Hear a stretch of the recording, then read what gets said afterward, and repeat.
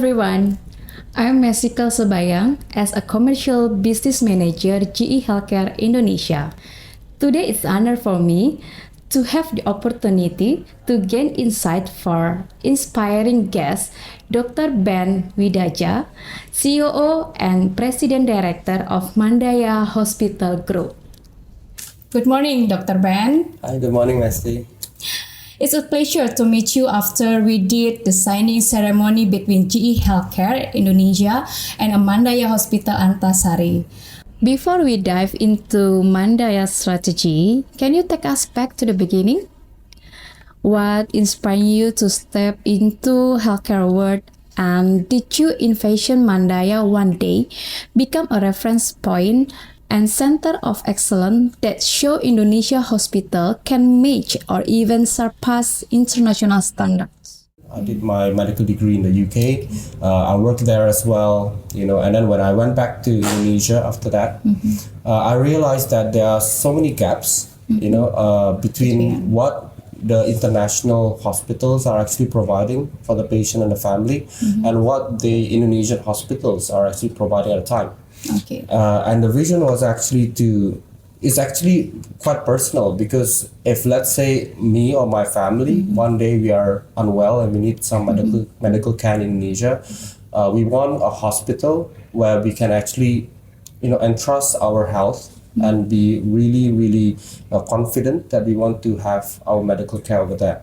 What we always want to do from the beginning is, I think, number one is the clinical excellence. Is for us, it's very important. Being a doctor myself, I want to make sure that the hospitals that we are running can actually show the Indonesian market, the patients, that this is the standard that we are going to go after.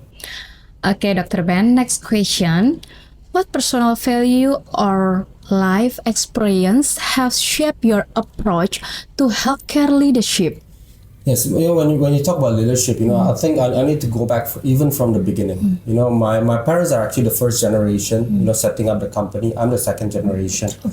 And when you look at, I look at my parents myself, my dad and my mom, when they started their first business, basically they are in like a construction company. Yeah.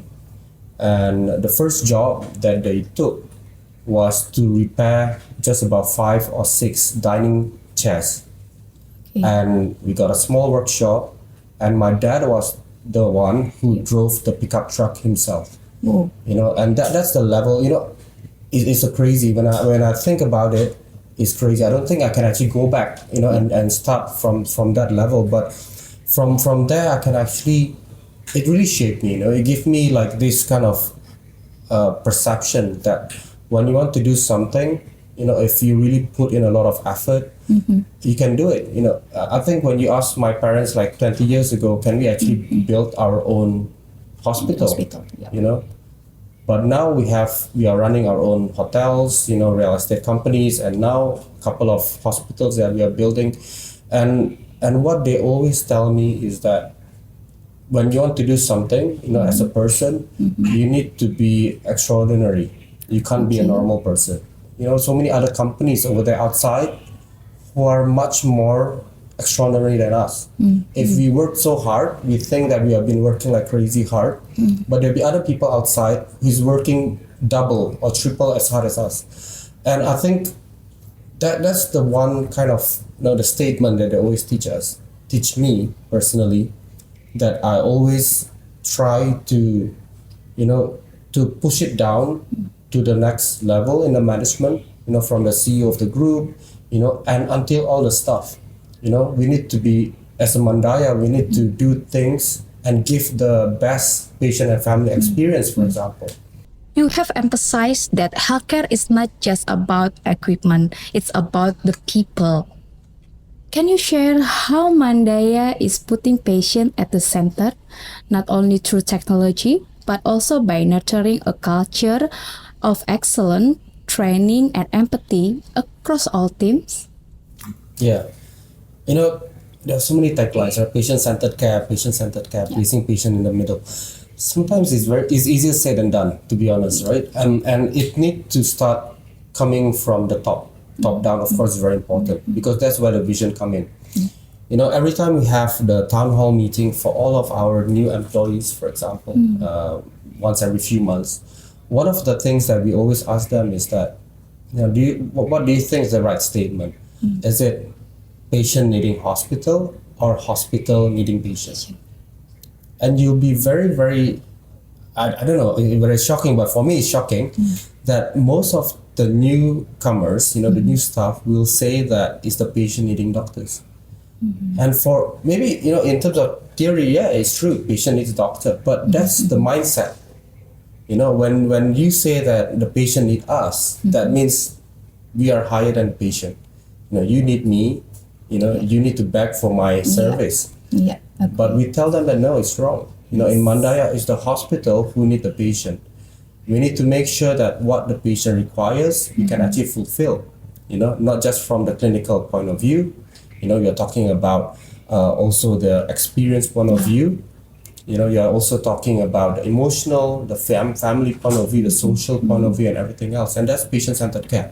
So this whole blueprint, the SOPs, the system, we created. The training is always ongoing, and of course the culture and everything, will be part of the big puzzle as well. Dr. Ben, what do you believe are the biggest opportunities and challenges for Indonesia healthcare system over the next decade? Maybe from your experience, or what do you think? Indonesia healthcare is growing very rapidly. When you talk about opportunities, you can see that how many trillions of rupiah Indonesian patients are spending overseas. It's almost like 180 trillion rupiah. That's almost close to 12 billion US dollars actually go to our neighboring countries. Yeah. The challenges, of course, there are many. Some of the notable ones are, for example, the manpower. Hospital can't work without the people. Yes. We are talking about the clinical experts, the clinicians. How can we get our clinicians to keep improving themselves? Yes. And also get enough clinicians to run the hospital as well. But not just clinicians. Sometimes hospitals or people tend to forget. They are the nursing team. They are the medical physicists, radiographers. The technicians, the lab techs, and everyone. As the hospitals in Indonesia keep growing in terms of volume, of course, the demand for this manpower, for the experts, will be bigger. And I think that's going to be the biggest challenge for all of us. Indonesia is undergoing major healthcare transformation, especially in technology. Where do you see Mandaya's role in the national movement? How does a partnership with GE Healthcare help you in that role, Dr. Ben? Yes, I think technology is one thing. When you give a doctor without the right tools, without the best tools, of course, it might be difficult for them to make the best diagnosis and also do the procedures as good as they can do it. And I think Mandaya will be one of the forefront in terms of providing the best technology to assist our doctors and also to help the patients as well. And how to make this technology actually work and suit the Indonesian market. So how to choose the right products, in terms of technologies, and how to actually deliver it, how to educate it to the patients, and how to implement it in the right way. I think hopefully we can actually be the sort of the leading hospitals that can give an examples to the other hospitals and also to the patients that Indonesian hospitals are capable of actually doing, giving the best medical services with this kind of standard.